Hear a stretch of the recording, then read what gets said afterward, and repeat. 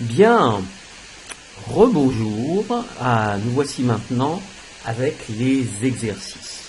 Alors le premier exercice, on vous demande simplement d'utiliser 3 des expressions que nous avons vues. Se faire plus infinitif, se laisser plus infinitif ou se voir. Alors, il faut simplement essayer de choisir quelque chose qui fait sens, okay, et le mettre au temps qui convient. Par exemple, on pourrait, dans la première phrase, utiliser la première expression. Hier soir, 2 voleurs. Alors, quel va être le passé composé, passé composé parce que c'est hier soir. Le passé composé de se faire. Eh bien, on va avoir, hier soir, 2 voleurs se sont fait, plus le verbe à l'infinitif, remettre la recette de la bande qu'ils ont attaquée. Notez que, avec ces expressions-là, nous ne faisons jamais l'accord, ici, du participe passé, la règle étant que on ne fait pas l'accord du participe passé ici, parce que il est suivi d'un verbe à l'infinitif. Bien, c'est relativement facile, c'est une question de choisir entre se faire, se laisser et se voir. Je vous laisse faire le reste de l'exercice tout seul. Par contre, regardons maintenant ici l'exercice numéro 2 où on vous demande de transformer les phrases en utilisant un verbe pronominal de sens passif. Alors, en fait, ça ne devrait pas être à la forme passive, ça serait de sens passif. Parce que techniquement, ce n'est pas une forme passive. Alors, repérons tout d'abord l'objet dont on parle. Alors, de quoi on parle ici? Quel est le complément d'objet direct? Eh bien, c'est un bon repas. C'est finir quelque chose. Donc, transformation en utilisant un verbe pronominal de sens passif, on va utiliser le sujet et on va dire, débarrassons-nous de en France, virgule, un bon repas, et puis utilisons la forme pronominale de finir, puisque un bon repas est inanimé. Et on va dire se finit toujours par du fromage. Ok? Donc, la première chose à faire quand vous avez un exercice comme ça, c'est de voir quel est l'objet. Par exemple, dans la phrase B, quel est l'objet? Eh bien, l'objet, c'est ce phénomène. Et ce phénomène devient le sujet de votre phrase. Ensuite, vous identifiez le verbe et le verbe se met à la forme pronominale.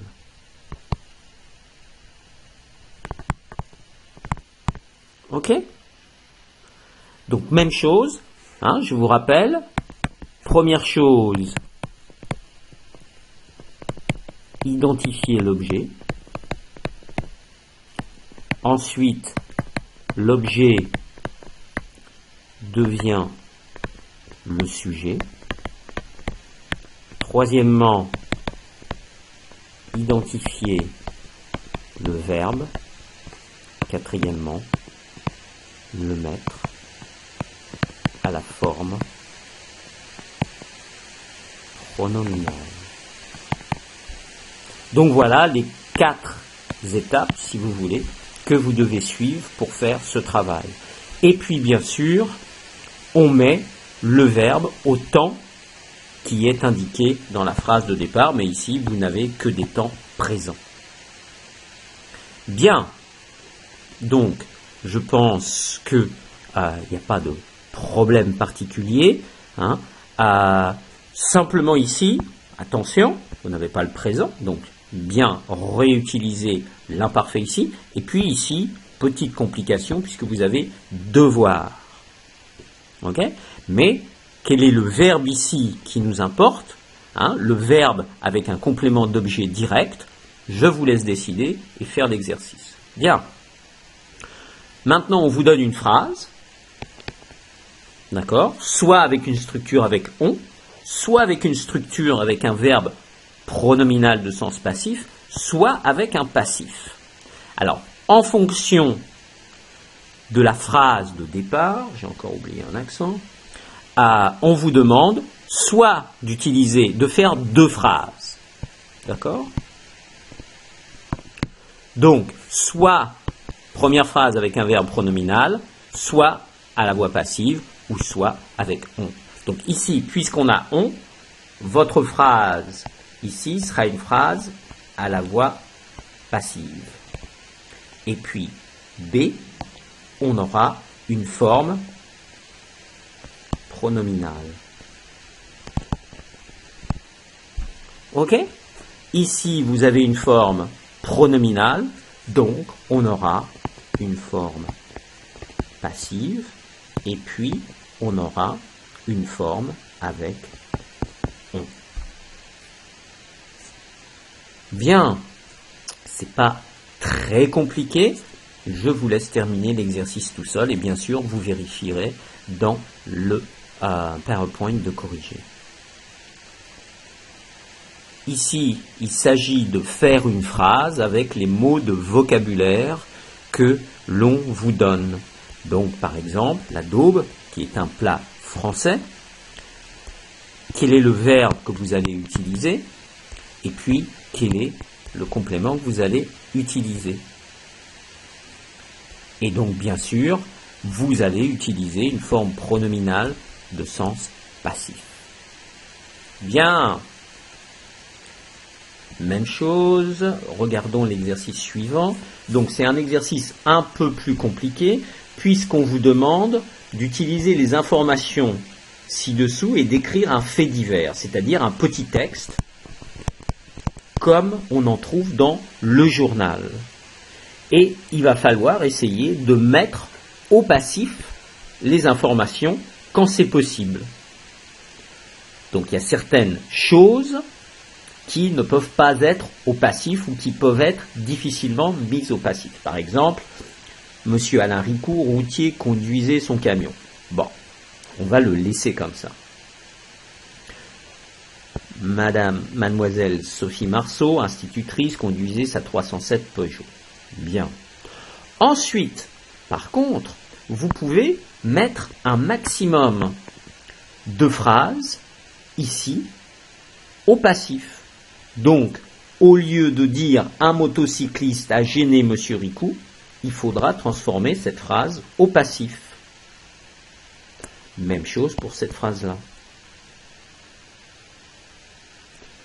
Je vous laisse terminer l'exercice, qui est un exercice un peu plus compliqué. Je vous laisse travailler seul là-dessus. Bien, c'est donc fini pour notre semaine 10. Rappelez-vous que vous pouvez toujours poser des questions en cours ou sur le forum de grammaire. Et surtout, n'oubliez pas que vous avez un test en semaine 12, un test de grammaire qui couvre tout le programme du semestre. Bon courage et je vous encourage également à commencer vos révisions sans plus tarder. À la semaine prochaine.